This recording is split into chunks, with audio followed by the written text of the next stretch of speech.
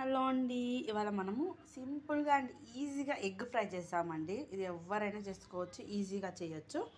ఓకేనా ఫ్రెండ్స్, ముందుగా 2 ఆనియన్స్ పెద్దగా కట్ చేశానండి.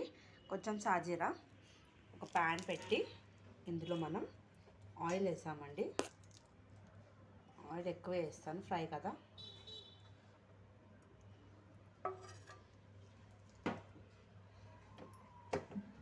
ఆయిల్ హీట్ ఎక్కింది, ఇందులో మనము సాజీరా వేసేద్దాం.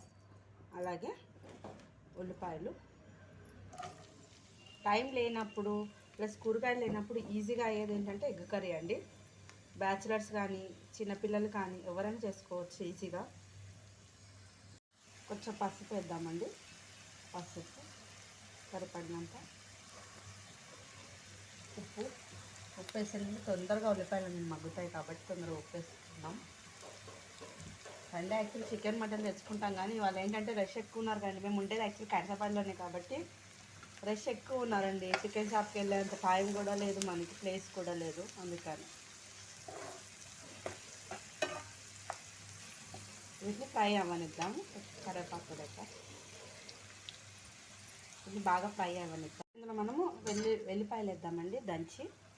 ఇలా దంచి వేస్తున్నాను.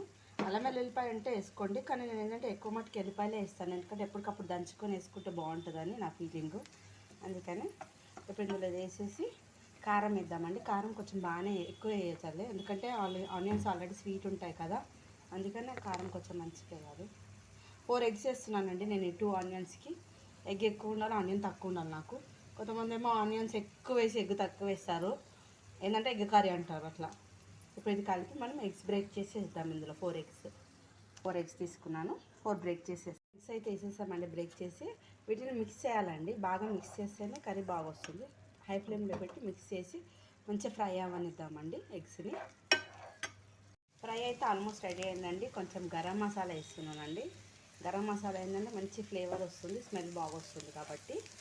అలాగే లాస్ట్ బట్ నాట్ లీస్ట్ కొత్తిమీర వేసేస్తే ఎగ్ ఫ్రై అయితే రెడీ అయిపోతుందండి.